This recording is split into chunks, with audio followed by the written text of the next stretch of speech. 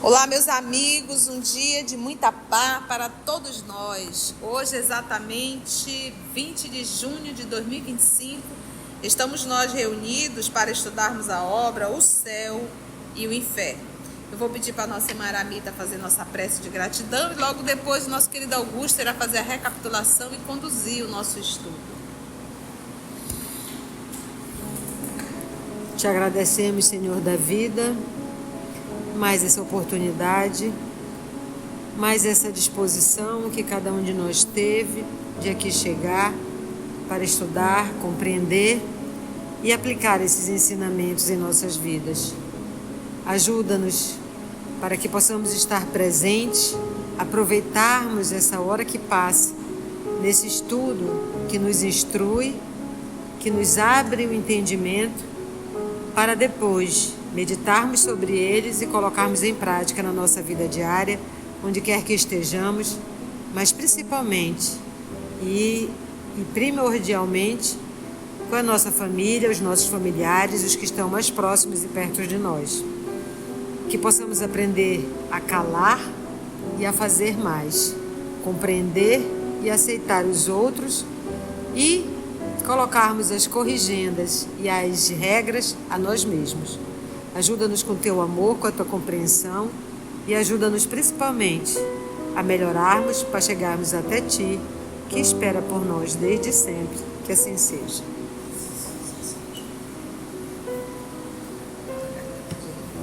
Nós estamos no capítulo 9,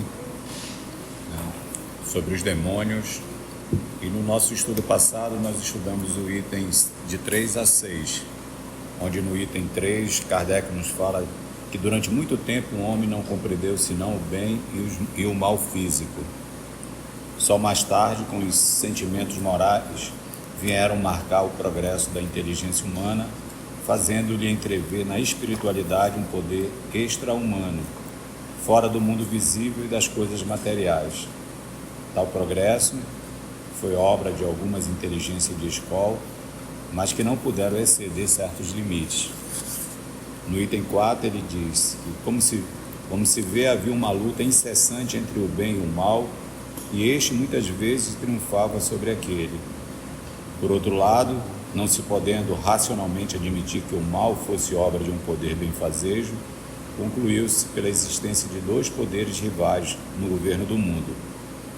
Daí nasceu a doutrina dos dois princípios, do bem e do mal. Doutrina lógica, numa certa época, porque o homem ainda não era capaz de conceber outra, nem de penetrar a essência do Ser Supremo. No item 5 ele diz que durante muitos séculos e sobre vários nomes, o duplo princípio do bem e do mal foi a base de todas as crenças religiosas.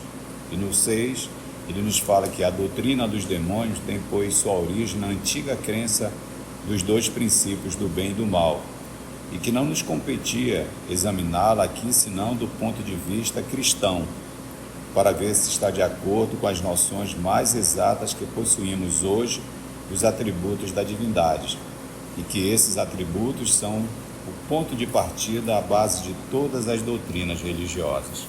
E hoje a gente vai adentrar no tópico Os Demônios segundo a Igreja. Item 7. Segundo a Igreja, Satã, o chefe ou o rei dos demônios, não é uma personificação alegórica do mal, mas um ser real, a praticar exclusivamente o mal, enquanto Deus pratica exclusivamente o bem. Tomemo-lo, pois, qual nolo representam. Satanás existe de toda a eternidade como Deus, ou ser-lhe-á posterior.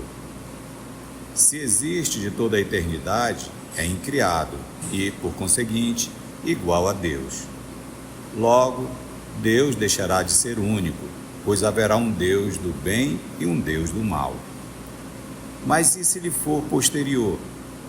Neste caso, passa a ser uma criatura de Deus, visto que só pratica o mal, que é incapaz de fazer o bem e de arrepender-se. Deus teria criado um ser votado exclusivamente, eternamente ao mal. Não sendo o mal obra de Deus, seria contudo de uma das suas criaturas, e nem por isso deixava Deus de ser o autor. E então ele, Deus, não seria infinitamente bom. O mesmo se dá em relação a todos os seres maus chamados demônios. Bem claro, né, Augusto? Não tem o que comentar. Então ele pega o conceito da teologia católica e ele vem refutando, né? Item 8. Tal foi por muito tempo a crença sobre este ponto. Hoje dizem, abre aspas, Deus, que é a bondade e a santidade por excelência, não os havia criado perversos e maus. Sua mão paternal, que se apraz imprimir em todas as suas obras a marca de suas perfeições infinitas, cumulara-os de magníficos predicados. As qualidades eminentíssimas de sua natureza, ele juntara às liberalidades da sua graça. Agora é interessante a gente lembrar que tem aqui essa nota, né? Hoje dizem, aí a nota de Kardec, ele diz que essas citações seguintes, que o Augusto já está lendo, são extraídas da pastoral do Monsenhor Gosset, cardeal arcebispo de Remy, para a quaresma de 1865, né? Graças ao mérito pessoal e à posição do autor, podemos considerá-las a última expressão da Igreja sobre a doutrina dos demônios. Então, o que o Augusto está lendo é essas citações que foram extraídas da pastoral do Senhor Gosset, tá? Então, vamos lá. Em tudo os fizeram iguais aos espíritos sublimes de glória e felicidade. Subdivididos por todas as suas ordens e ocupando todas as classes, eles tinham o mesmo fim e idênticos destinos. Seu chefe foi o mais belo dos arcanjos. Eles poderiam até ter alcançado a confirmação de justos para todo sempre e serem admitidos ao gozo da bem-aventurança dos céus. Este último favor, que deverá ser o complemento de todos os outros, constituía o prêmio da sua docilidade, mas deles se tornaram indignos por meio de uma revolta audaciosa e insensata. Então, o nascimento do demônio foi resultado do quê, gente? De Deus. Que é, o que aconteceu quando ele fala aqui, olha? Ele era cheio de graça, de tudo, para todo sempre, mas ele se revoltou. É assim que chegou até nós.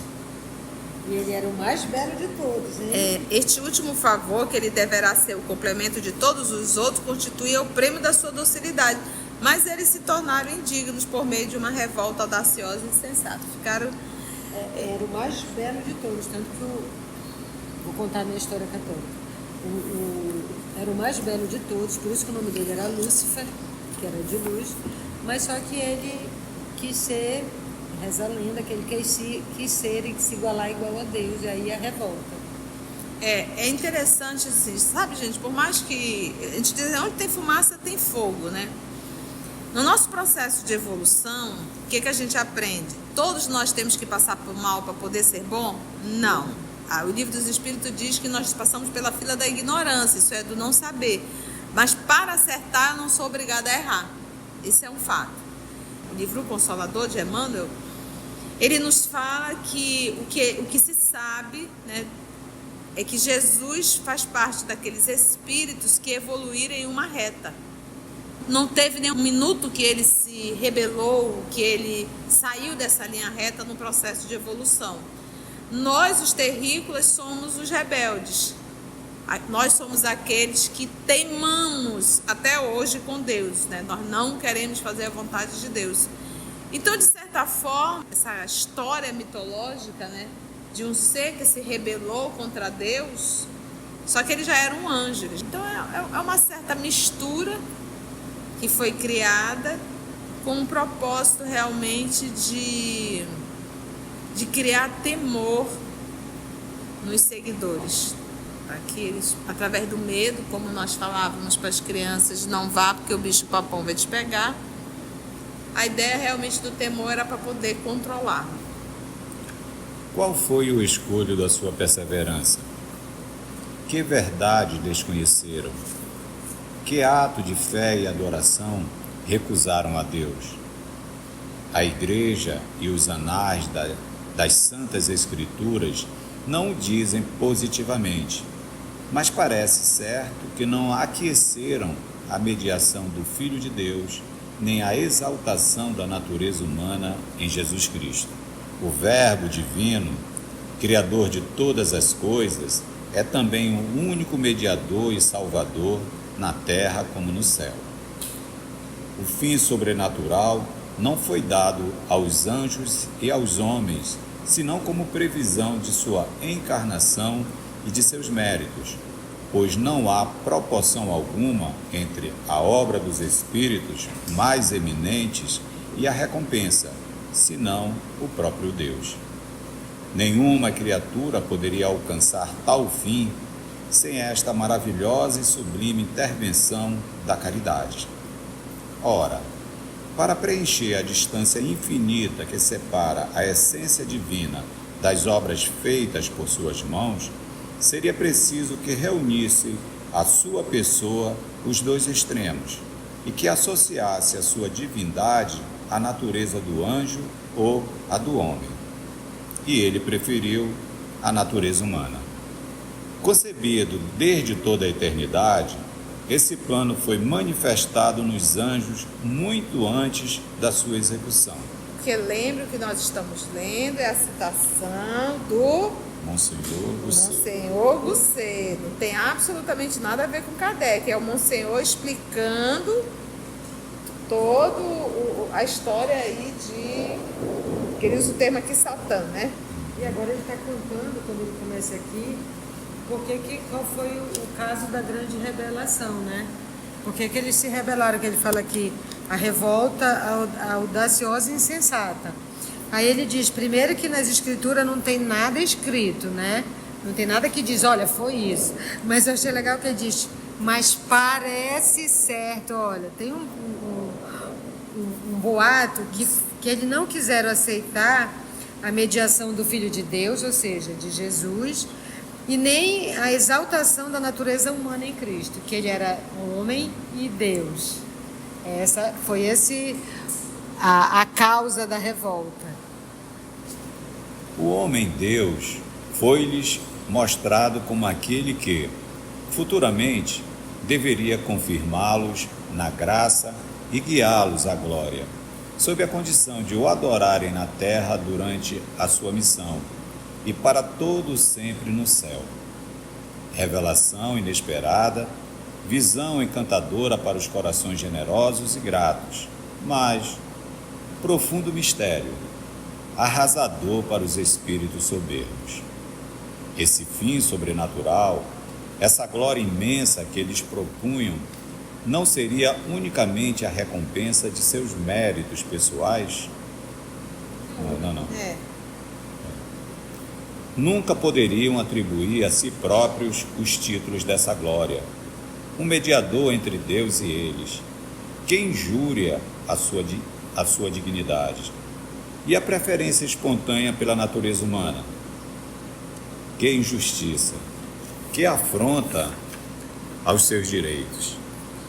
E chegarão eles um dia a ver esta humanidade, que lhes é tão inferior, deificada, é aí que ele vem, que é endivinizada, né? Pela união com o Verbo, sentada à direita de Deus, em trono resplandecente, consentirão, enfim, que ela ofereça a Deus eternamente a homenagem da sua adoração? Lúcifer e a terça parte dos anjos sucumbiram a tais pensamentos de inveja e de orgulho. São Miguel e com ele muitos outros exclamaram, abre aspas, quem é semelhante a Deus? Ele é o dono de seus dons, o soberano Senhor de todas as coisas. Glória a Deus e ao Cordeiro, que será imolado para a salvação do mundo. Fecha aspas. Mas o chefe dos rebeldes, esquecido de que devia ao Criador a sua nobreza e as suas prerrogativas, e dando ouvidos apenas à sua temeridade, disse, abre aspas, Sou eu mesmo quem subirá ao céu.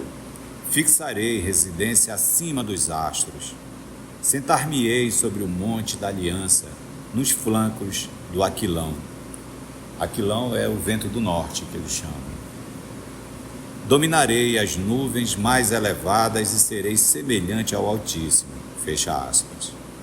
Os que partilharam de tais sentimentos acolheram essas palavras com murmúrios de aprovação, havendo partidários em todas as hierarquias. A sua multidão, contudo, não os preserva do castigo. Fecha aspas. Item 9.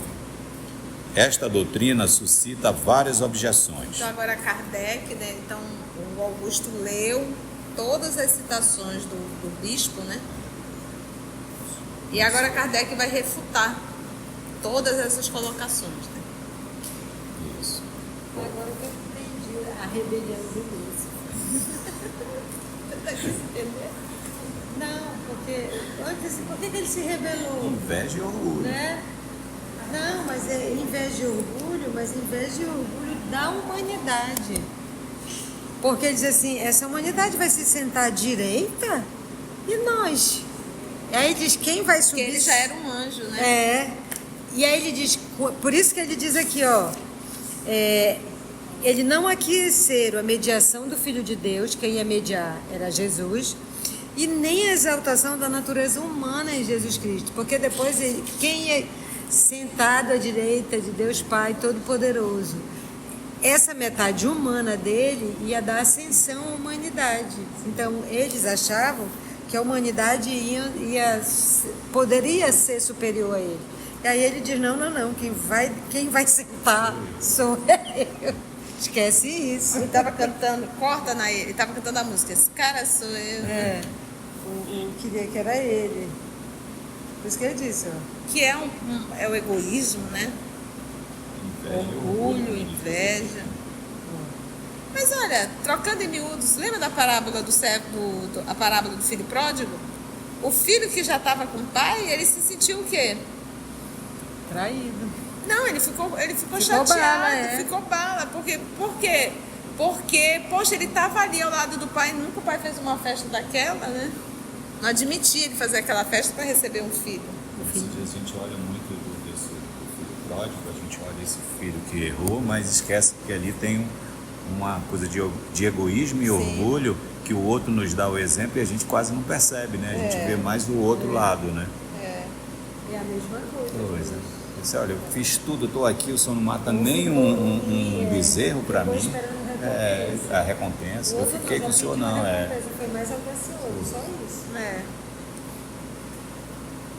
Vamos lá ver então a refutação de Kardec. Primeira, se Satã e os demônios eram anjos, eles eram perfeitos. Como, sendo perfeitos, puderam falir a ponto de desconhecer a autoridade de Deus em cuja presença se encontravam? Porque se eles já eram anjos, eles estavam na presença de Deus. Se já eram anjos e estavam na presença de Deus, aí Kardec pergunta aqui, puderam falir a ponto de desconhecer a autoridade de Deus? Então você chega no nível de anjo, você não... Sendo perfeito, como Sendo perfeito, não cabe mais, né? Continua Kardec perguntando. Se ao menos tivessem conquistado tal eminência gradualmente, depois de haver percorrido a escala da perfeição, poderíamos até conceber um triste retrocesso.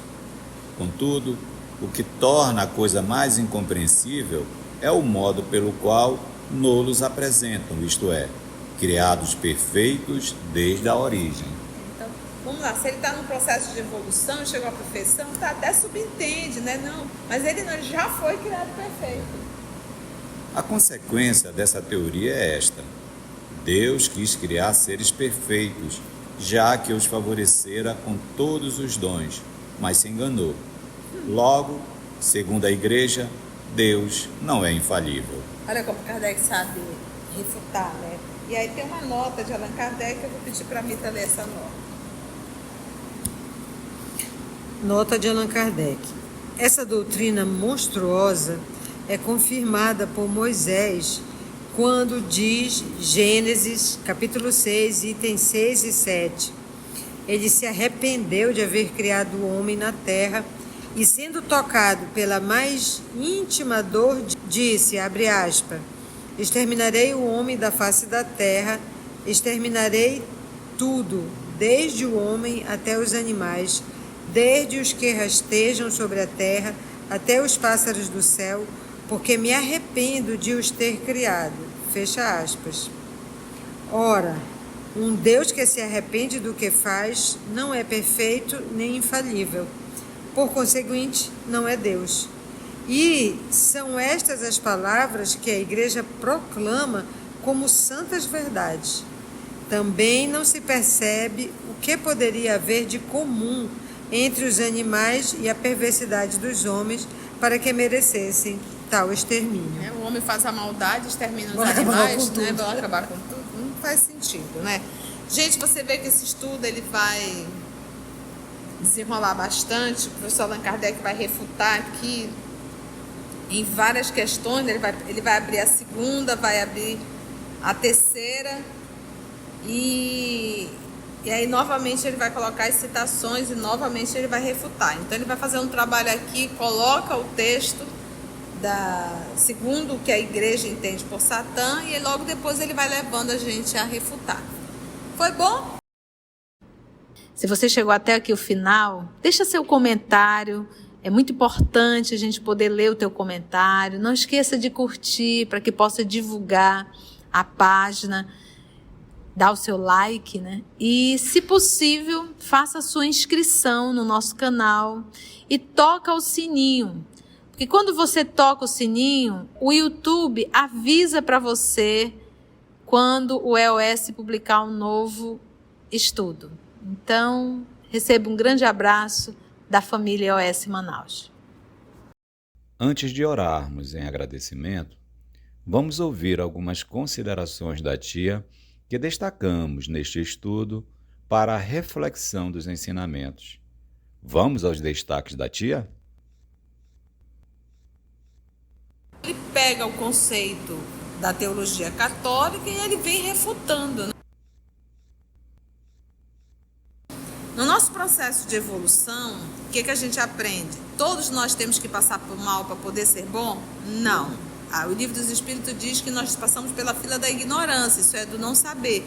Mas para acertar, eu não sou obrigada a errar. Isso é um fato.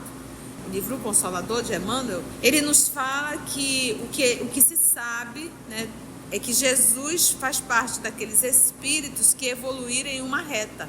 Não teve nenhum minuto que ele se rebelou, que ele saiu dessa linha reta no processo de evolução.